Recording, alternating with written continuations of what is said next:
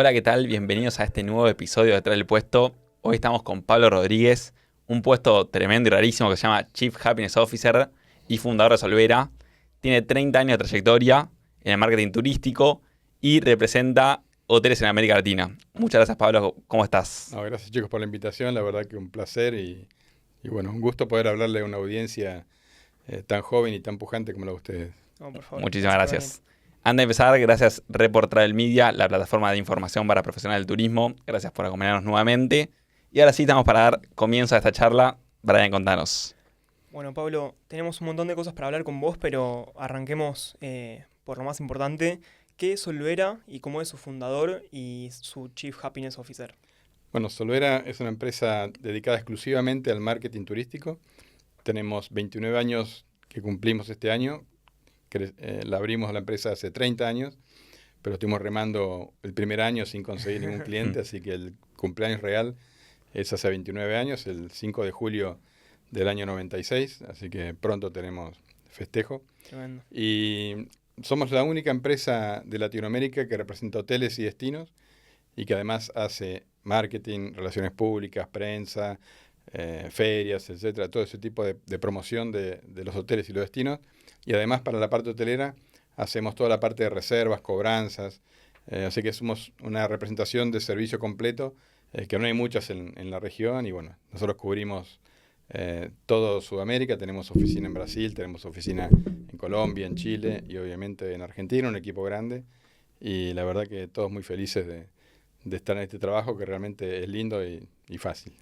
Muy bien. ¿Y qué significa ser Chief Happiness? Que va a hablar recién de felicidad, que es lindo. Bueno, es una ¿Qué historia muy significa? interesante. Nosotros hace 11 años firmamos el contrato para representar a la isla de Aruba.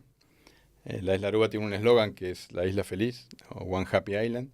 Y cuando empezamos a trabajar con el producto, el eslogan nos parecía muy lindo, pero incomprobable. Entonces empezamos a investigar el tema de la felicidad, a ver qué pasa eh, a la gente, qué le pasa a la gente cuando viaja y qué es lo que los hace feliz, ¿no?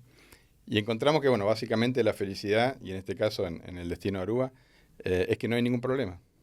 O sea, en Aruba no llueve, en Aruba siempre hay sol, en Aruba no hay huracanes, en Aruba no hay sargazo, en Aruba no hay robos, en Aruba no hay tráfico, en Aruba el agua es potable porque viene desalinizada del mar. Bueno, una serie de atractivos que me están faltando varios. Entonces, en Aruba lo que sucede es que no sucede nada malo. Increíble. Entonces, cuando la gente termina el viaje, que generalmente el argentino se queda más de 9 días, cuando la gente termina el viaje, se mira y dice, che, no nos pasó nada en este viaje, no llovió, no nos robaron, no tuvimos que hacer 1 hora y media de cola en un restaurante, y bueno, y eso es lo que descubrimos.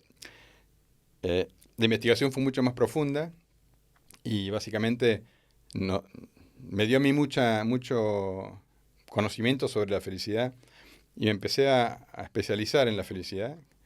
Después estudié un poco de filosofía relacionada, estudié Aristóteles y un concepto que tenían los griegos que era bueno, es la eudaimonía, una palabra prácticamente imposible de pronunciar, pero que significa el buen vivir, la buena vida. Y la buena vida tiene que ver no con la felicidad permanente, sino con una conjunción de cosas y virtudes, y mucho con la moderación. Entonces, la felicidad se construye básicamente con esto, con tener una rutina interesante, que uno le sirva, con estar moderado, o sea, ser valiente no significa ser temerario ni ser cobarde, sino es un punto en el medio, ¿no? Y bueno, y ciertos valores, tener un propósito en la vida también es importante, servir a los demás también es muy importante. Entonces, el ser que vive bien para la filosofía griega es un poco eso, ¿no? Un ser que vive bien con sus pares, que vive bien consigo mismo, que se cuida mucho físicamente, que tiene una capacidad mental de poder concentrarse y poder focalizarse.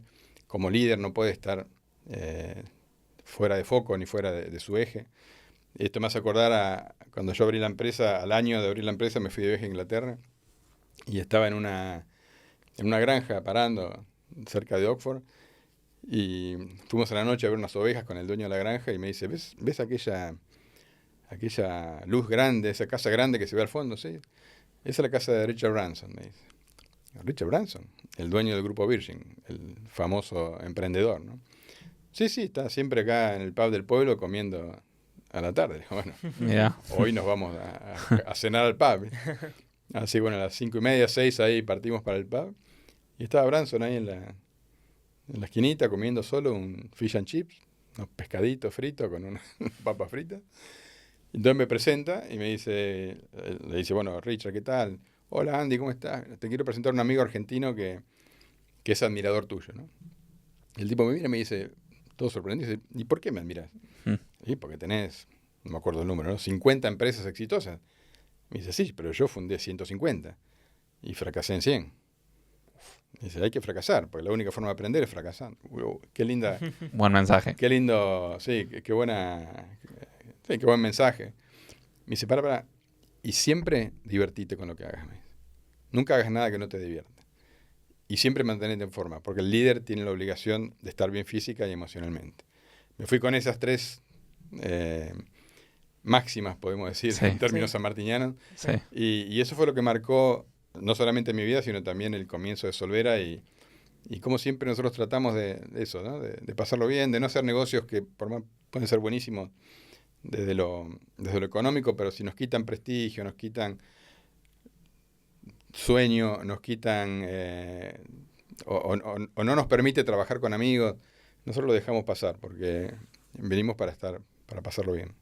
Muy interesante concepto. Sí. Están buenos esos mensajes incluso ya. Sí, me lo llevo.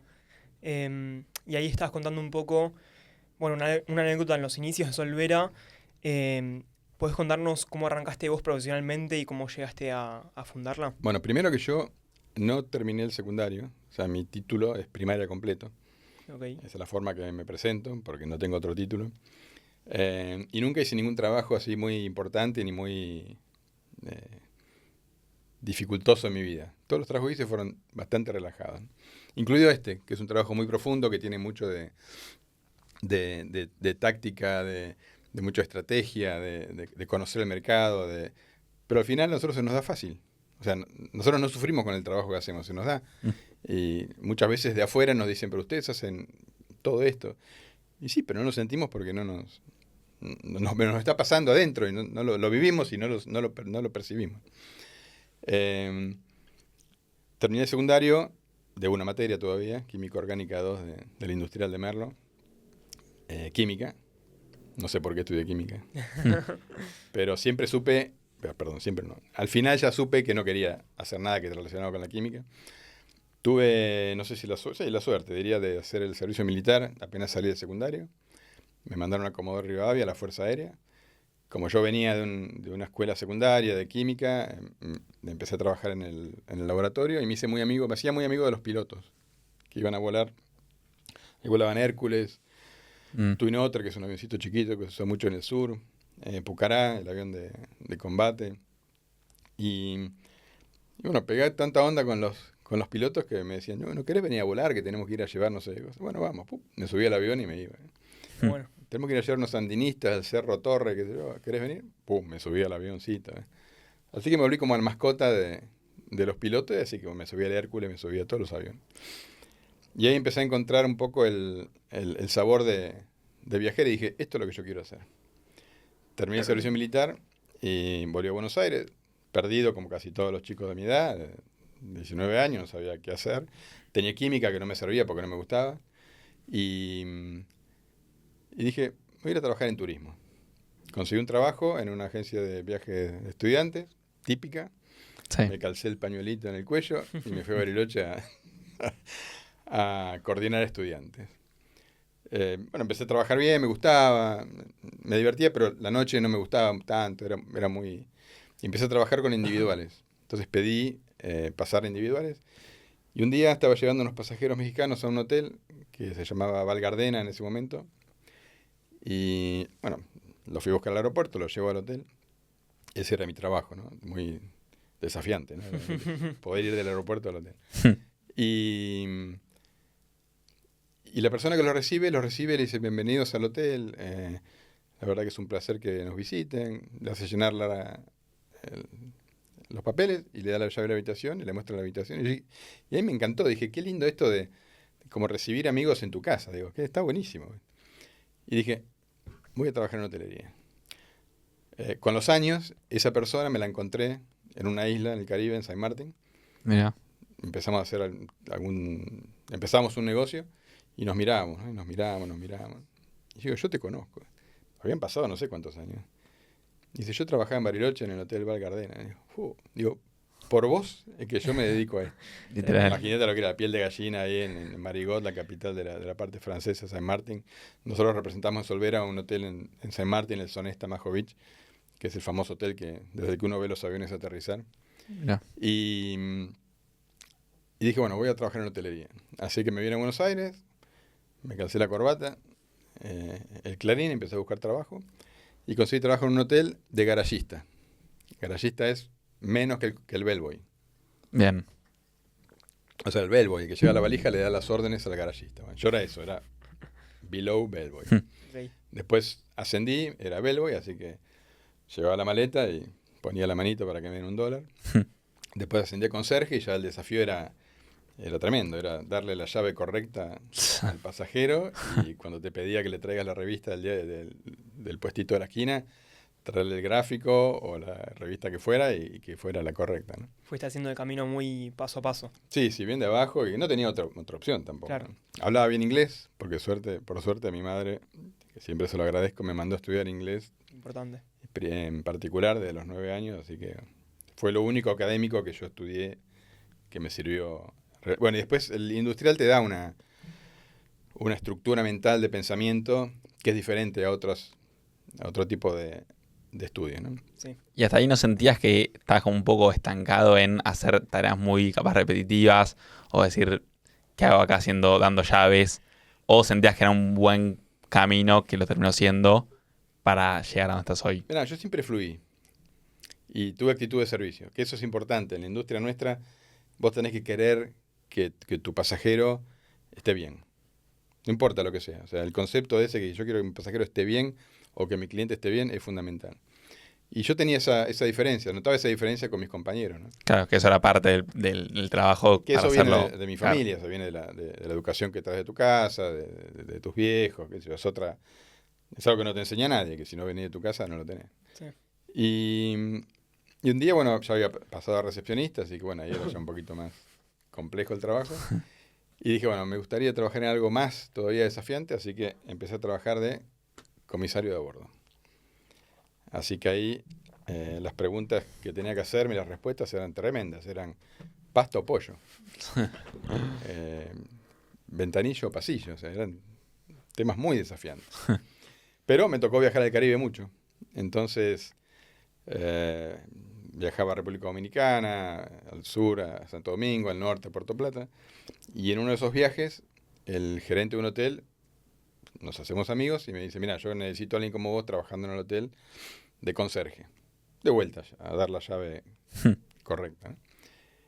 Y así que bueno, dejo todo en Buenos Aires, hacía 3 años que ya trabajaba en la aviación de comisario de bordo, de tripulante de cabina, y obviamente el trabajo es mucho más exigente, ¿no? Pero bueno, yo lo minimizo. Obvio. Esto para mis amigos tripulantes que por ahí después... Es que no se enojan. Y bueno, vendo todo acá, vendo todo. Lo poco que tenía, me junto $2.000 y me voy al Caribe. Cuando llego al hotel, el trabajo no existía.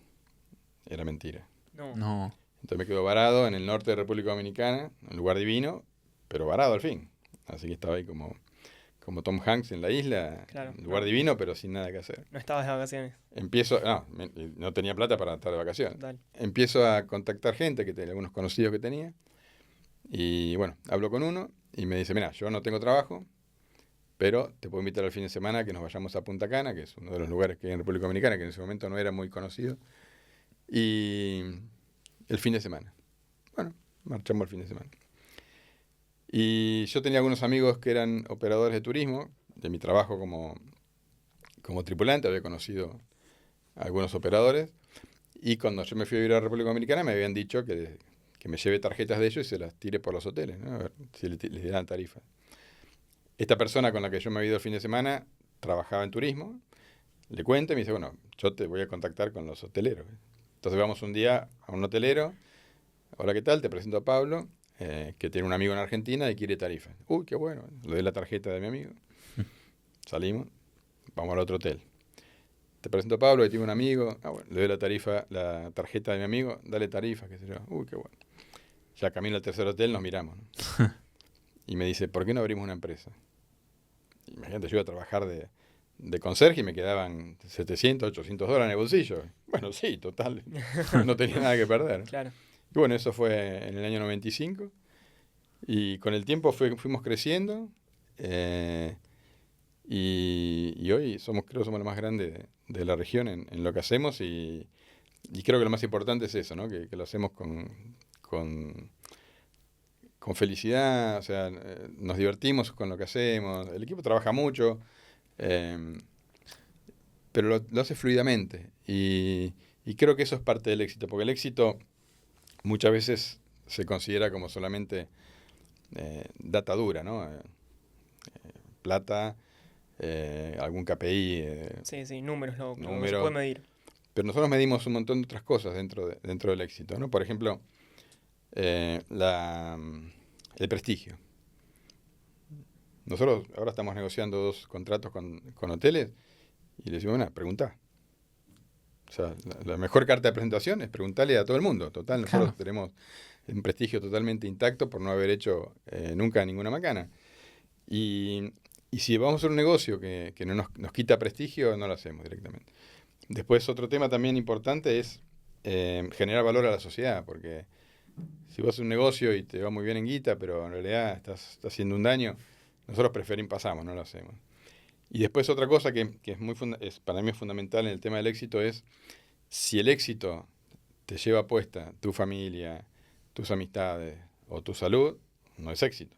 No hay ninguna persona que sea totalmente... Bueno, debe haber alguna, pero digo, uno no conoce mucha gente exitosa y que no lo quiere a nadie. Generalmente uno es exitoso porque tiene también al lado una red de contención, ¿no? Sí. Y creo que eso, bueno, mucho parte de lo que me dijo Branson en ese momento, ¿no? Divertirte, pasarlo bien, estar bien física y mentalmente, tener un propósito, parece que no, pero es algo importante. Delegar, saber delegar, eso fue para mí una de las grandes decisiones que yo tomé hace muchos años. Más que delegar, soltar o abandonar los temas. Hay tal cosa, yo lo dejo y el equipo lo hace porque tengo un equipo de primera. Y eso me permite a mí tener más tiempo libre. Entonces yo con el tiempo libre empiezo a buscar cosas para hacer. Bueno, piloteo aviones, juego al tenis, toco bajo eléctrico, bueno, un montón de otras cosas que... Y yendo a eso, porque recién decías que el primer año les costó conseguir clientes y ahora ya los de un equipo. ¿Cómo fue? O sea, ¿qué pasó el primer año que decías que no lo contaron porque no había clientes? O sea, ¿qué pasó ese año? ¿Y cómo pasaron a ser a hoy que tienen un equipo formado? Bueno, un poco lo que dice toda la gente que ha llegado de algún lado, ¿no? No desanimarse. Yo estuve literalmente un año, tocando puertas y que me dijeran, ya alguna vez te voy a comprar, alguna vez.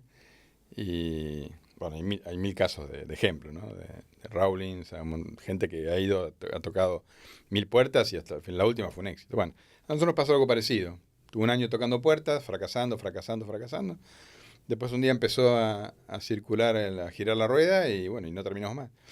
La rueda no terminó de girar positivamente en el caso nuestro, ¿no? Fue perseverancia. Fue perseverancia. Sí, perseverancia pero bueno, creo que es lo que nos define a la mayoría de los emprendedores, ¿no? Sí. La cabeza contra la pared y seguir para adelante, ¿no? Totalmente.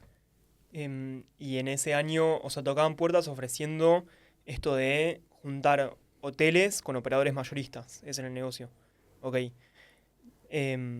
Y yendo un poco más a la actualidad de Solvera, o sea, tienen ustedes distintas verticales, como por ejemplo una es marketing turístico, otra es representación de hoteles, otra es algo para operadores mayoristas. O sea, quiero como ordenar un poco el negocio de entender cómo son los Nosotros tenemos distintas áreas. 3 líneas de negocios. Okay. Una es el marketing puro y duro, que incluye un montón de cosas.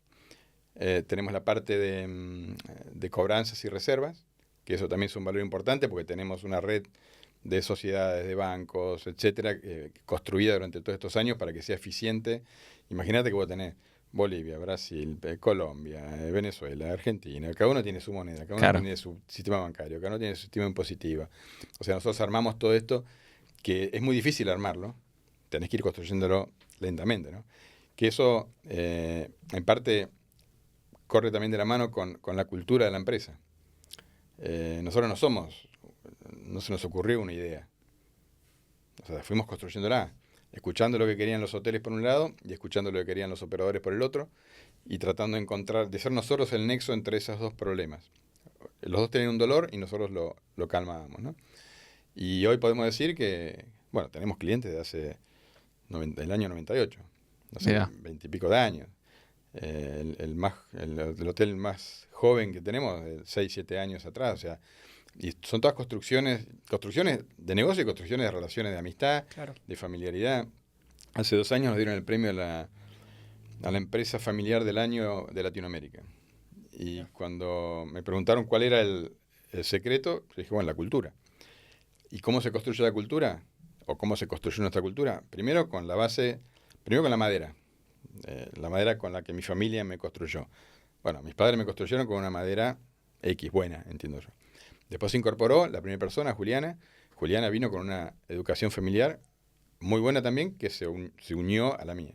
Entonces yo, parafraseando un poco y dando el ejemplo, quise usar el ejemplo de aquel inmigrante italiano que se trajo en el bolsito, en el barco, una plantita de vid, que esa era la planta madre, ¿no? Y esa, bueno, esa fue mi educación. Después le puse un injerto que era Juliana, la primera colaboradora que se sumó. Después vino Paula, la segunda, y cada uno traía su cultura. Bueno, con el tiempo formamos un árbol, que es una cultura buenísima, imposible de replicar, porque por más que venga alguien con $1.000 millones y dice, yo quiero construir esta cultura, no hay forma de construirla, porque Claro. eso está hecho A medida. a medida y no hay forma. Y bueno, y eso es lo que funciona, lo que no funciona a nosotros. A pesar de todo esto que siempre cuento de que yo no fui al secundario, no hice la universidad, perdón, no terminé el secundario y no fui a la universidad, mi hija, por ejemplo, hizo el secundario en los últimos 2 años en Oxford, en Inglaterra. Y ahora se va a estudiar a Sheffield, una de las 100 mejores universidades del mundo. O sea, no soy para nada anti-estudio, ni anti-academia, ni anti-universidad. Todo lo contrario, soy súper pro, pero yo creo que hay forma de construir una carrera ad hoc, que es un poco mi ejemplo que puedo transmitir. Yo estudié coctelería, estudié barman, estudié negociación, estudié inteligencia artificial, estudié cosas que yo veía que me iba encontrando y que me iban sirviendo y bueno, me hice mi propia carrera. Ninguna universidad me la daba. De hecho, ahora hay muchas carreras que se están armando así. Haces un año robótica, un año de derecho y un año de inteligencia artificial. Bueno, ¿tu carrera cuál es? Abogado especializado en la inteligencia artificial de los robots. Bueno, eso no hay una carrera que te lo haga. Claro. Entonces yo creo que eso es una buena forma de armarse uno la carrera y ser único, porque en definitiva hoy todos somos un commodity. Entonces, el que no es un commodity o sea, abogados hay 100.000. ¿Todos son iguales? Todos son iguales en su conocimiento. Pero creo que hoy el que se destaca por ser único es el que va a conseguir mucha más posibilidad de negocios y también el tema social. O sea, las habilidades sociales hoy más que nunca están súper relevantes y nosotros en Solvera hacemos eso. Lo único que hacemos bien es construir puentes con otras personas. Y eso es lo que nos hace que la gente nos quiera comprar y que los hoteles nos quieran contratar y que la rueda gire y que bueno, y volviendo a Branson, que nos divertamos. Totalmente. Me gusta ahí la reflexión de cómo impacta la educación que quizás uno recibe en la casa después, o sea, no solo en la vida, sino en el desarrollo profesional, porque en tu caso en la empresa que construiste, porque es algo que uno no se habla mucho y uno se suele más definir por lo académico que por otras cosas que uno fue recibiendo en la vida y bueno, en tu caso es como lo que contás de cómo se va construyendo la cultura de empresa, bueno, con todo lo que recibió uno de chico y toda la gente que participa, ¿no? Yo creo que no hay otra forma, por lo de que decía recién. Hoy una carrera es un commodity. O sea, cualquiera más o menos puede tener una carrera, puede estudiar una carrera y terminarla. El tema es ser diferente. ¿Y qué es lo que te hace diferente? Lo que te hace diferente es lo que vos traes de tu casa, las experiencias que tuviste en la vida, cómo te fuiste construyendo como persona, qué hiciste con los desafíos. Por eso yo creo que esto de la perseverancia, que es súper repetido en los emprendedores, lo repito yo una vez más, o sea, es importantísimo. Y esto, el concepto de ser único. Me parece que el concepto de que uno tiene que ser un ser único e irrepetible y que va a haber alguien que quiera contratarte, me parece que es fundamental. Porque de vuelta, si vos querés buscar un ingeniero y por ahí tenés, qué sé yo, 500 currículum, ¿y cómo se diferencian? ¿Por la experiencia? Sí, puede ser. Pero por ahí tenés 50 con... Yo, por ejemplo, cuando hago las entrevistas de trabajo, no le pregunto nada técnico. Le pregunto qué música le gusta, cómo está compuesta la familia, qué deporte hace, si toca un instrumento, bueno, porque son cosas que a mí me gustan, ¿no? Pero yo quiero conocer la persona, no me interesa si sacó 9.50 en el último año de la escuela de tal, porque en definitiva eso se aprende, lo que no se puede aprender, lo que es imposible de comprar o de enseñar, es lo que trae de la casa. Claro. Sí, uno busca el match entre la empresa con la nueva persona, que es lo más importante porque eso, para que encaje bien con lo demás. Entonces entiendo que, nada, que está buenísimo ese concepto. Nosotros tenemos un test de cultura en Solvera. Mira, Nosotros, ¿cómo es eso? tenemos, la agarran las chicas del equipo y empiezan tac, tac, y dicen, no, esa no, Mirá. no va con la cultura nuestra. Que es una cultura normal, no es nada, no es que somos... Sí, no, obvio. Hoy se busca mucho eso. Yo creo que generalmente las empresas, bueno, capaz vos decías que no había algo técnico, capaz en otras empresas hacen lo técnico y también siempre hay un filtro de cultura Sí. para chequear que haya eso, un fit entre lo que la persona quiere y cómo viene con lo que los demás tienen y pueden ¿sí? aportar. ¿Existe eso? Totalmente, sí. No sabía. Sí. Y después me surge una duda, metiéndonos un poco en la vertical que sea de marketing. Ahí me surge la duda de cómo es hacer marketing en ese rubro. ¿Es distinto al marketing tradicional de otras industrias? No sé, porque no sé cómo lo hacen en otras industrias. Pero mira, volviendo a la familia, ¿no? En definitiva uno siempre termina en el comienzo. Mi papá hacía marketing. Y él tenía un libro que lo dejaba siempre en mi casa, que era Fundamento de Marketing de Kotler, un clásico del marketing. Y estaba ahí. Yo tenía 8 o 9 años. El libro estaba ahí. Yo no sé si por ósmosis o por qué. Nunca lo leí. O sea, lo abría, por ahí miraba, pero no entendía nada. Y el marketing es básicamente esto, dar a conocer lo que tiene un producto. Y en el caso nuestro, que son destinos turísticos y hoteles que perfectamente pueden ser commodities, porque hoy un hotel, la habitación es una cuestión de guita. O sea, pones más plata o menos plata, pero la habitación del hotel, la playa puede ser un poco mejor, un poco peor, pero las playas son todas playas buenas en el Caribe, ¿no? Creo que el secreto es, para mí hay 2 secretos, ¿no? Uno, encontrar sí o sí los valores diferenciales. Sí o sí tiene que haber 1 o 2 diferenciales que digan esto no lo tiene nadie. De hecho, nosotros en el caso de Aruba no hablamos de la playa, porque la playa ya asumimos que es buenísima, ¿no? Hablamos de otros temas. Y después el tema de crear relaciones personales. Los negocios se hacen entre personas. La verdad que no hay forma. El negocio del marketing y la venta, es un negocio de seducción. O sea, vos tenés que seducir al otro para que confíe en lo que vos le estás diciendo, en el especialmente lo nuestro que no se lo podemos mostrar. Nosotros no. Claro. Es un intangible que no podemos mostrarle el producto y hacerlo girar. Nosotros le vendemos una promesa de algo que le va a pasar, ¿no? Y después todo el imaginario que hay atrás de eso, ¿no? ¿Qué voy a hacer yo en el Caribe? ¿Cómo lo voy a pasar? ¿Que me voy a tirar así? ¿Que me voy a tirar así? ¿Que voy a hacer esto? Todo lo que uno se imagina es lo que nosotros tenemos que mostrar. Por eso nosotros, por ejemplo, además de los medios gráficos como Report, nos gusta mucho la radio. La radio es un gran canal de difusión de turismo porque obliga a trabajar la imaginación.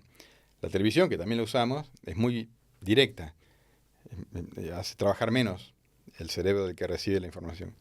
Nosotros, por ejemplo, buscamos siempre sorprender. Hace muchísimos años que estamos en Las Leñas o en Catedral. Depende de la nieve, ¿no? Entonces sabemos que hay gente que tiene plata para ir a esquiar y que tiene plata para el verano ir a otro lugar de vacaciones. Sí. Entonces están todos emponchados con las antiparras, Sí. y unas pantallas gigantes con las playas de Aruba y gente en malla, en traje de baño, y ahí sorprendemos. Bueno. Todos los años lo hacemos eso. Y después hacemos after ski, hacemos fiestas en la pileta. Ah, muy bueno. Todas esas actividades que están en un lugar dislocado, porque vos decís, no me imaginaba. Vos en la montaña, ¿qué te imaginás? El chocolate, la cerveza, las cosas de montaña, ¿no? Nosotros salimos con eso y, de hecho, creo que hace 9, 10 años que lo hacemos y lo repetimos siempre. Y después, como ejemplo también, tenemos una serie de botellas de agua mineral que las regalamos al segmento AB y son muy lindas, esmeriladas, con el logo, son muy, muy divertidas. La gente las toma y después la vuelve a llenar. Y entonces la guardan en la heladera.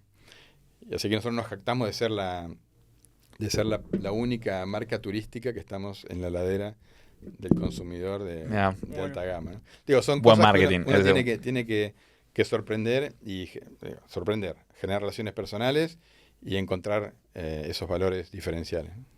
Perfecto. Y acá una pregunta que hacemos siempre detrás del puesto es, ¿cómo es un día tuyo hoy? Vas a Aruba, estás acá, ¿cómo te manejas? No, yo no tengo muchas tareas, porque por suerte el equipo trabaja muy bien. De hecho, muchas veces yo quiero trabajar y el equipo me pide que no me meta porque si no hago lío. Así que bueno, no, mi vida es eso, meter alguna... Yo sí manejo la parte societaria, la parte de impuestos, la parte de inversiones financieras de la empresa, eso lo manejo todo yo, que no me insume mucho tiempo, pero después mi vida es jugar al tenis, tocar música, cuidar mi jardín, tengo 200 rosales, 2 huertas, 3 estanques de plantas acuáticas, y eso parece que no, pero el contacto con la naturaleza es fundamental para la creatividad. El verde te pone en un estado, no lo puedo describir, es un estado que se siente, que te permite siempre estar con la cabeza como explotando y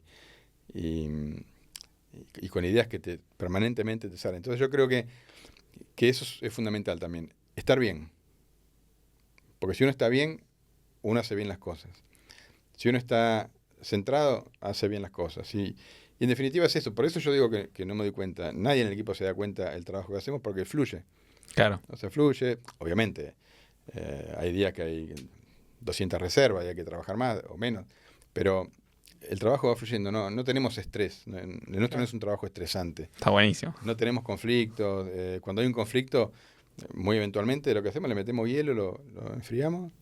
Y bueno, a resolverlo, porque los problemas están para resolverse, nada más, no hay otra, no nos tiramos los pelos, así que bueno, es un día mío, es muy tranquilo, muy relajado, y bueno, y cuando tengo que ir a apagar un incendio, me pongo el casco, agarro el matafuego y voy y lo apago, pero esa es mi tarea. ¿Y cómo se delega con esa confianza? Porque, o sea, si hay cosas que vos no estás haciendo es porque está haciendo alguien de tu equipo en quien vos estás confiando y por lo que decís no estás arriba chequeando que camine todo. Mira, hay varias técnicas para el bienestar y la felicidad.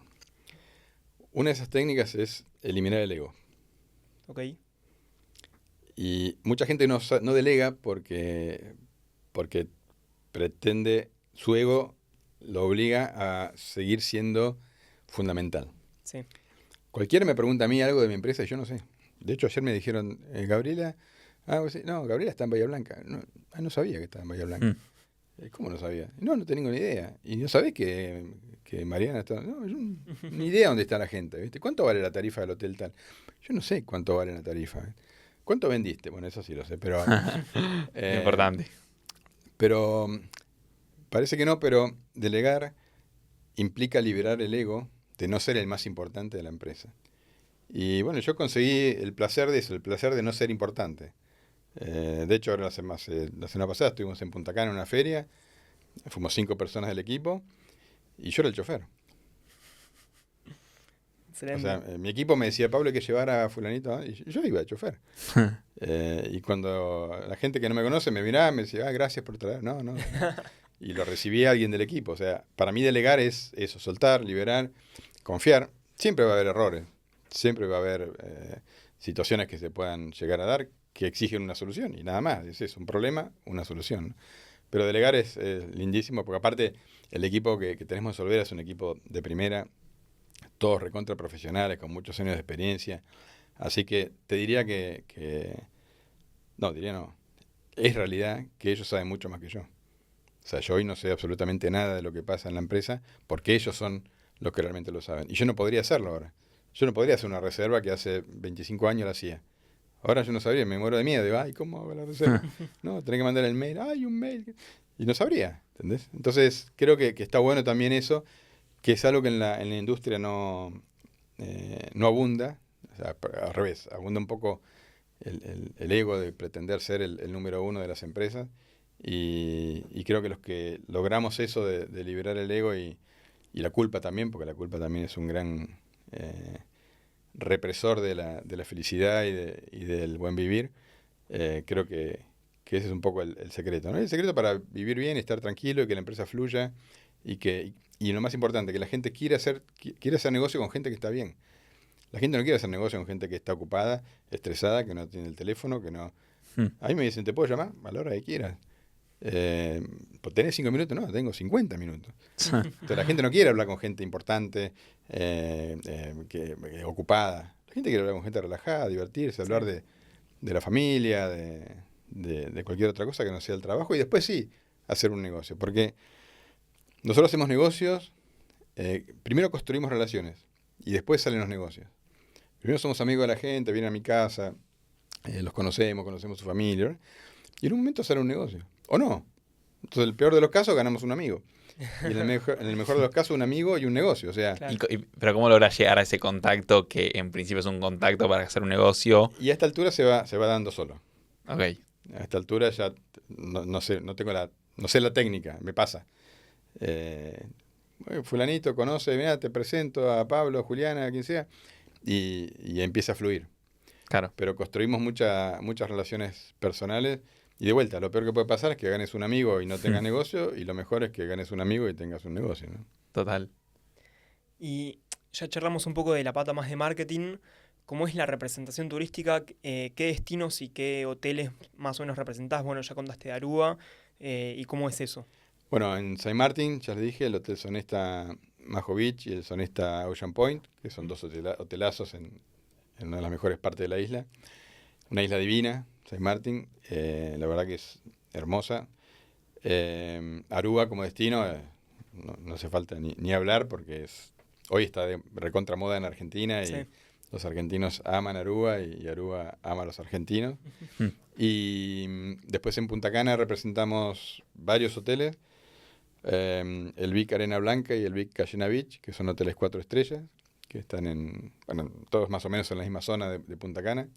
El Hotel Vistasol Punta Cana, que es un hotel divino que tiene una playa que mezcla casuarinas con palmeras, algo bien distinto.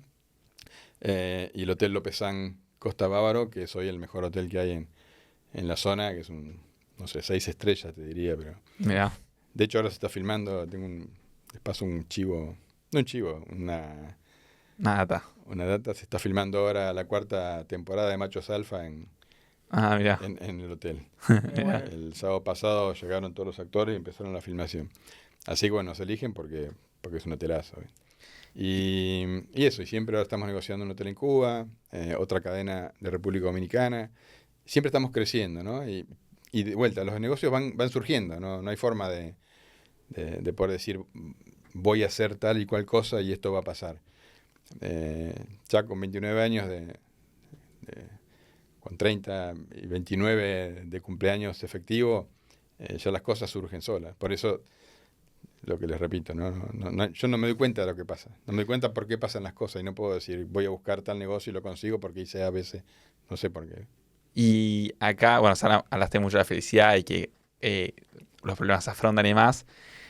¿Cómo fue la pandemia en su caso? Que nada, siempre nos gusta saber, porque ese sí fue un gran problema, por así llamarlo, para la industria del turismo. ¿Cómo lo sobrellevaron? Y eso, y cómo les afectó a ustedes. De vuelta a la cultura. Llegó la pandemia. Nosotros siempre fuimos un poco la cultura de mi familia, muy de cuando nos va bien, ahorramos, y cuando nos va mal, tenemos los ahorros. En 25 años, creo, 24, 25 años que estuvimos trabajando sin grandes problemas, habíamos generado un ahorro importante para cuando pasara algo. O sea, lo teníamos, sí, si pasa algo lo usamos. Nunca pasó nada. Bueno, con la pandemia pasó. Primero vino, ¿cómo se llama? La plata que te da el gobierno para los sueldos. Bueno, Sí. que te da una parte Sí. de los sueldos, te lo paga el gobierno. Sí. Nosotros se lo pedimos un mes, 2 meses, después dijimos, hay unas condiciones. ¿Teníamos la plata? Sí, teníamos la plata, listo. No pedíamos nada. Pagamos todos los sueldos enteros de todo el equipo. Teníamos como para operar como 6, 7 años sin vender. O sea, teníamos un Muy bien, buen, muy un buen bien eso. colchón. No sabíamos si iba a ser 1 año, 2 años, 7, Claro. 10. Nosotros teníamos 6, 7 años para poder operar tranquilos, ¿no? Pagando todos los sueldos, todos los gastos, bajando algunos gastos que no eran sueldos, o sea, que eran gastos operativos. Y otra cosa que nos distinguió fue que nosotros teníamos plata cobrada hoy de pasajeros que viajaban dentro de 3, 4, 6 meses. Y esa gente no iba a viajar. Nosotros la devolvimos la plata. Si no teníamos razón. O sea, para los sueldos teníamos la plata. Y la que habíamos cobrado, la devolvimos toda. Muy bien. Y eso fue bueno, generó algunos problemas porque algunos colegas se quejaron de que estábamos haciendo algo distinto del mercado. Claro. Pero era lo ético que tenía, lo moralmente correcto era eso. Teníamos forma de hacerlo. Podíamos pagar los sueldos y podíamos devolver la plata. Y bueno, de vuelta, era lo correcto. Y un poquito volviendo a Aristóteles, cuando uno hace lo correcto se siente bien, cuando uno se siente bien, siente bienestar, cuando uno está en un medio en el que se siente bien, uno está bien y transmite eso. Y la gente quiere hacer negocios con gente que está bien. ¿Cómo viste la evolución de la tecnología en estos 29 años de carrera? ¿Cómo fue pasando en todo ese tiempo? Y también cómo fue la llegada de la inteligencia artificial. Bueno, en nuestra empresa siempre lo humano fue lo más importante, pero nunca renegamos la tecnología, todo lo contrario. Nosotros adoptamos la tecnología a medida que iba entrando en la industria del turismo, y en la industria la usamos como una forma de buffer, porque el turismo tiene mucha temporalidad y nosotros tenemos muchos mercados que manejar. Entonces, por ahí un momento Brasil está muy bien, Argentina está mal, Bolivia está mal, Chile está mejor, el cobre sube en Chile, los chilenos viajan más, y así pasa en cada uno de los mercados. Entonces hay veces que tenemos muchas más ventas, tenemos una explosión como ahora, por ejemplo, que tenemos crecimiento del 100%, y por ahí el año que viene tenemos un bajón del 20%. Entonces, todas esas subidas y bajadas, nosotros no la amortiguamos con más personal o menos personal, como hace el resto de la industria. Por ahí, un año bueno, hay empresas que empiezan a tomar personal, contratan. El año que viene el dólar cambia y baja y tienen que echar gente. Nosotros, todas esas subidas y bajadas las absorbe la tecnología. De esa forma mantenemos siempre al equipo. El equipo se dedica a todo lo que tiene que ver con lo humano y con el control. Mucho que ver también con la estrategia y con todo lo que significa también entender qué es lo que está pasando en el mercado. La sensibilidad del mercado es muy importante y eso no hay tecnología que te lo provea. Pero lo humano es lo más importante para nosotros. La inteligencia artificial obviamente la estamos incorporando, la tenemos para toma de decisiones, la tenemos para algún tipo de dashboard que utilizamos, y también, bueno, para dar información que es repetitiva, tenemos siempre la tecnología con inteligencia artificial aplicada para que pueda responder todo eso. Y cuando después hay necesidad de que un humano por ahí hable con la persona de manera directa, pasamos automáticamente. Está bueno ese cambio ahí, ese switch para ir mirando entre las dos cosas y estar en auge con ambas. Sí. No, y aparte, lo que les decía antes, lo más importante es la relación humana. La tecnología cualquiera con un poco de plata lo puede... Oye, y ahora cada vez menos plata, porque cada vez es más accesible. Total. Entonces la tecnología hoy es un commodity que cualquiera lo puede tener. Lo que nadie puede tener es la tecnología y además sumada la calidad humana y la capacidad de poder pasar de tecnológico a humano en un segundo. Totalmente. Y antes a la pasada nombrabas un poco la estacionalidad dentro de Latinoamérica, los cambios con el dólar de los distintos países, etc. Y cómo es la estacionalidad en el Caribe, cómo afecta el famoso mito de la temporada de huracanes, ¿cómo es eso? Bueno, primero creo yo que no es un mito, Okay. Existe. Estamos entrando ahora y creo que hasta septiembre, octubre.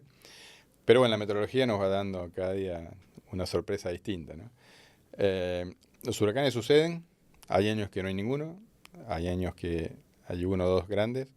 Está cambiando mucho, por lo tanto la predicción es muy difícil.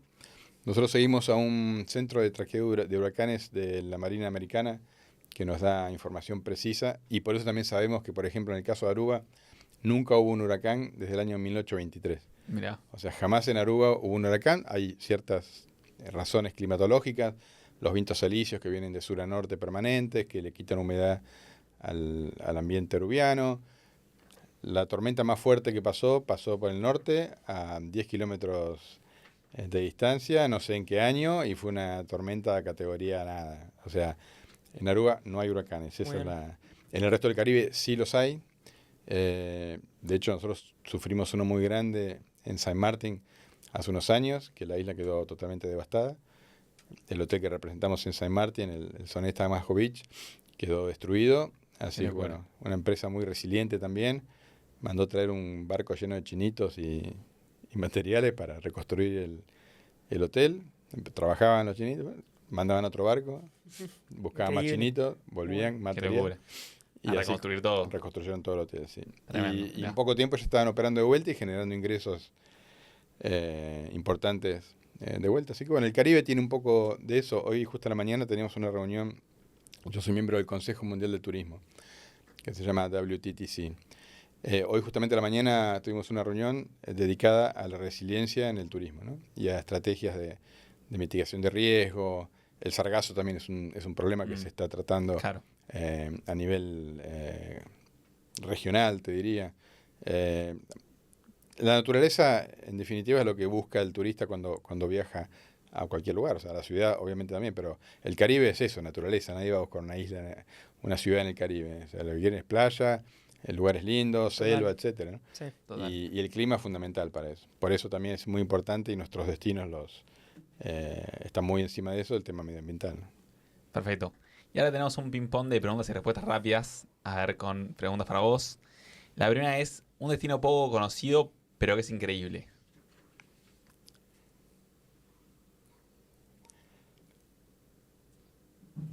Pensilvania. Mirá. ¿Fuiste muchas veces? Fui, sí, porque mi hija hacía campamentos de verano allá, entonces ahí marchaba con ella a llevarla y después recorría. Pero es un lugar que cuando ella me dijo, quiero ir a Pensilvania a hacer un campamento de verano, yo dije, ¿dónde? Claro. Yo que estoy en turismo no sabía dónde era, pero me sorprendió. ¿Y cómo es Pensilvania? Bueno, es la zona Amish de Estados Unidos y menonita, entonces ahí tuvo un ambiente bucólico de las carretas y a nivel naturaleza es hermoso, la verdad que es muy lindo, ¿no? Mira. Después, playa favorita del Caribe. Difícil, me meto en problemas. Bueno, te voy a decir 3. Dale, perfecto. Top 3, sí. Juanillo, en República Dominicana, en Punta Cana. Yeah. Eagle Beach, en Aruba. Y Majo Beach, en Saint Martin. Bien, ¿la mejor época del año para viajar al Caribe? Y yo te diría todo el año. De verdad, Aruba, por ejemplo, es todo el año, porque todo el año es igual. De hecho, uno de los trabajos más aburridos en Aruba es el tipo que da el tiempo en la televisión, ¿viste? Porque siempre es lo mismo. Sol, 27, Increíble. 28, sol, 20. Todo el tipo no tenés nada que reportar. Igual que el del tránsito. El del tránsito tampoco. Claro. No hay semáforo, imagínate. No hay ni un semáforo. Tremendo. Entonces, las rotondas son las que distribuyen, así que no hay congestión, no hay accidente, no pasa nada. Pero sí, yo diría todo el año. Y bueno, por ahí lo que se está dando ahora, y es muy interesante, es que el argentino está viajando más de junio a septiembre. Nosotros inferimos que eso está sucediendo porque en esa época se consiguen más disponibilidad en los aviones y en los hoteles. Porque los vuelos de Argentina salen, la verdad que llenos, con ocupación arriba del 90%, y que el argentino está moviéndose más a un comportamiento interesante, que es viajar cuando consigue lugar, y no por ahí renegar en la primera semana de enero, pagar una fortuna, si por ahí puede viajar medio de junio o agosto o septiembre, que son épocas también muy buenas, ¿no? Pero es interesante el comportamiento. Nosotros antes teníamos muchos picos. Enero, febrero era un pico, julio era otro pico. Y después tenemos valles. Ahora no, ahora todo el año es bastante similar. Y tenemos, de hecho, algún pico en septiembre, agosto. Mira. ¿Y vos cuáles son las mejores excursiones del Caribe? Bueno, yo hice una que fue una de las que más me gustó, que es la de nadar con cerdos rosas en una isla en las Bahamas. Mirá. Que nadan, los cerdos nadan. Mirá. Esa es una.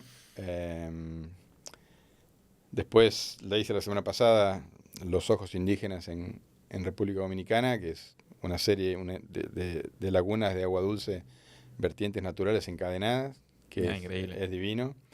Y hay un montón que deben ser mucho mejores, mucho más lindas, pero uno siempre tiene la... Porque en definitiva, el turismo, ¿qué es? Es la construcción de recuerdos. Obvio. Entonces, yo seguramente habré hecho excursiones mucho más fantásticas, pero la última que hice con mi hija, caminando por las lagunas y visitando, esa tiene un sentimiento que es imposible de, de, de negar, ¿no? O sea, uno Totalmente. viaja, aparte del viaje tiene, lo lindo del viaje es que el viaje se disfruta en 3 etapas. La planificación, que es buenísima, cuando te sentás con el mapa, mirando, qué sé yo, Sí. buscando fotos, qué sé yo, Google Maps, Street View, etcétera, buscas todo, mirá la panadería que está a 2 cuadras del hotel. Eso es divino. Cuando lo estás viviendo también, porque lo estás viviendo. Y después el recuerdo. O sea, Claro. es la única inversión que uno hace en dinero que puede disfrutar en las 3 etapas, ¿no? Antes de la compra o antes del uso, durante el disfrute y después con las fotos que uno trae y los recuerdos que... Por eso también entre turismo y música hay una gran relación, ¿no? Este tema que lo estaba escuchando Sí. cuando llegué a Roma la primera vez y Total. es todo sentimiento, el turismo es todo sentimiento. De hecho, yo escribo algunas cosas sobre turismo y la semana pasada escribí algo que me gustó, que es que el viajero va. Esa es la única actividad que hace.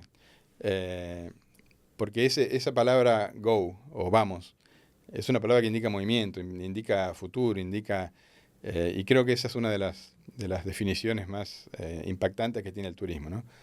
Vamos a tal lugar y vamos. Muy bueno, sí, muy buen concepto. Sí. Y ahora recién hablas de futuro, metiéndonos un poco en el futuro, ¿cómo ves la industria del turismo en los próximos años? O bueno, o a Solvera también en los próximos años. ¿A nivel mundial o a nivel local? A o nivel, Solvera? sí, local, sí, latinoamericano. Mira, nosotros, primero respecto a Solvera, nosotros tenemos varias propuestas para abrir en Estados Unidos y en Europa. Hasta ahora la decisión que tomé es que no hacerlo, por una cuestión de calidad de vida, de que no necesitamos crecer más, estamos muy bien, nuestros clientes están contentos, nosotros estamos contentos. El futuro del turismo viene muy bien, a pesar de que hay algunos baches. Por ejemplo, hoy a la mañana salió un informe que dice que Estados Unidos va a bajar 24% en sus viajes al exterior, Mirá. que es un impacto grande a nivel mundial.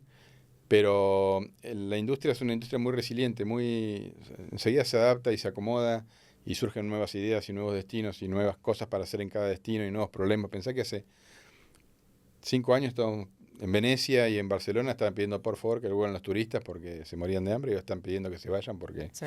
O sea, es tan cambiante el turismo y es la única industria. El turismo representa a nivel mundial el 10% del Producto Bruto y el 11% de los empleos. Pero además todo lo que derrama. Y el turismo también es una generadora de paz y de paz a nivel mundial, ¿no? Y de conocimiento. Porque hace no sé cuántos, 4 o 5 mil años los chinos habían descubierto algo, ¿no? Que la persona que volvía de un viaje era diferente de la persona que había empezado ese viaje. Entonces, cuando uno viaja, uno se transforma. Sí, el famoso te abre la cabeza. Nosotros le decimos así, y es literal, Sí. pero uno se transforma. Uno conoce gente, uno conoce lugares, uno conoce historia. O sea, el viajar es una de las mejores formas de invertir la plata, de invertir el tiempo. La verdad que yo que estudié química, no me imagino jamás adentro de un laboratorio, de una fábrica, haciendo un proceso químico, Claro. por más que tengo muchos amigos que lo hacen. Pero el viajar, lo que pasa en el cerebro cuando uno está planificando un viaje, cuando uno está pensando, cuando uno está conociendo a una persona nueva, sentarte en un café en París y ponerte a charlar con la persona de al lado, o mirar lo que hace la gente que pasa caminando, o lo que dicen, escuchar la mesa al lado, cuáles son sus preocupaciones. Eso es impresionante. Y las sociedades más problemáticas son las sociedades que menos viajan. O sea, los Mirá. pueblos que menos viajan son las sociedades que son más cerradas, que son más racistas, que son más violentas inclusive. Cuando uno viaja se da cuenta de que el mundo es inmenso y que nosotros somos Sí, hay otras culturas. Pero sí. cada uno, ¿no? Cada uno es nada Total. al lado de las cosas que hay.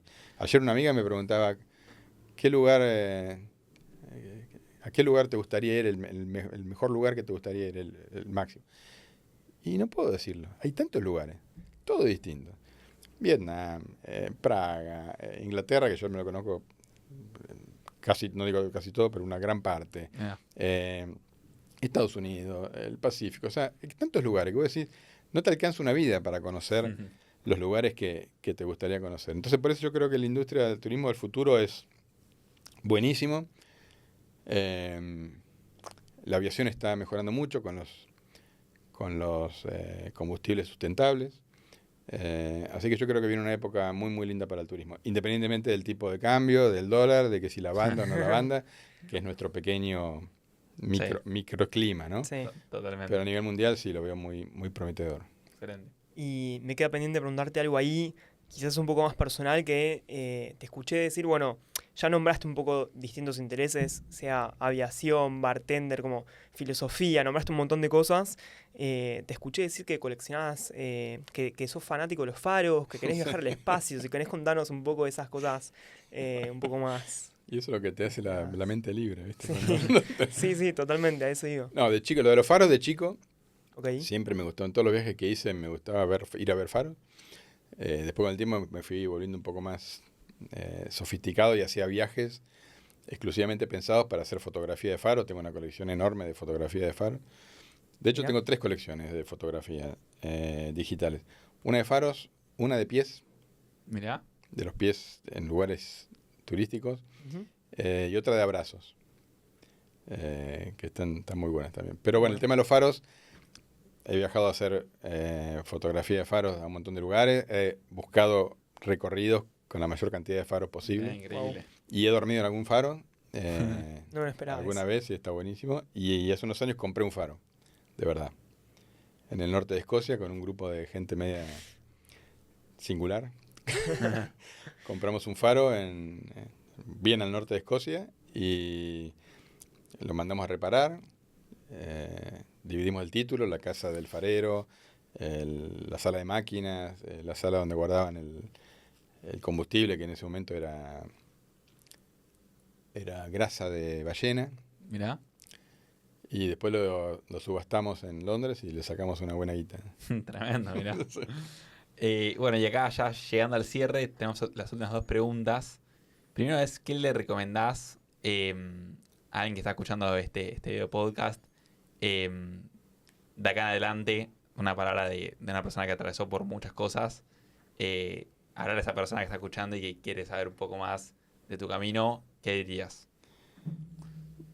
Que yo lo fui construyendo como me fue saliendo. No tengo una gran preparación intelectual. Soy medio, conurbano medio, pongámosle así. Pero que el mundo está lleno de gente fantástica para conocer. Que salgan, que se animen y que lo más importante creo que es ser único. Es esto, lograr la individualidad y la diferenciación y volverse singulares y abundantes. Esa palabra a mí me encanta, la palabra abundante. Una mente, una cabeza abundante, me lo dijo un ex empleado nuestro que se fue a vivir a Holanda y muy inteligente, me dijo, me gusta porque Solvera es una empresa abundante en experiencias, en cosas, en situaciones, y yo creo que cuando una persona se convierte en singular y a su vez en esa singularidad es abundante, creo que es un catch para cualquier empresa que quiera eso, porque de vuelta, ¿cuántas tareas la inteligencia artificial se va a llevar puesta? Un montón. La única que no se va a llevar puesta es cuando una persona es única y puede generar vínculos con otra gente. Totalmente. Y por último, ¿a quién recomendás para que venga al podcast y se siente en tu silla? Mira, hace poco vengo hablando con un amigo que remo, y que me emociona nombrarlo, es Sergio de Abanatur. Es el gerente de Abanatur, una empresa que se dedica a vender Cuba. Y súper buena gente y además empezó bien de abajo y sigue siendo, hoy es el número 1 y sigue siendo una persona adorable. Así que Sergio de Abanatur es mi elección. Perfecto. Excelente. Bueno, mil gracias por estar acá. La verdad estuvo gracias a muy ustedes. interesante. Bueno. Y bueno, capaz le escribimos para que también se sume al video podcast. Dale, ahora le voy a decir que me metí en un problema. Dale, Bueno, muchas gracias, Pablo. muy lindo. Bueno, a la audiencia, quienes estén escuchando, les decimos que se suscriban a nuestro canal tanto de YouTube como de Spotify, que nos sigan en redes sociales a nosotros y a Report. Van a estar los links acá abajo del programa, en la descripción. Van a estar los links de todas las redes sociales para que puedan ir a seguirnos. Bueno, nuevamente muchas gracias Report Travel Media. Y creo que estamos, ¿no? Gracias a todos los que están escuchando. Gracias. Adiós.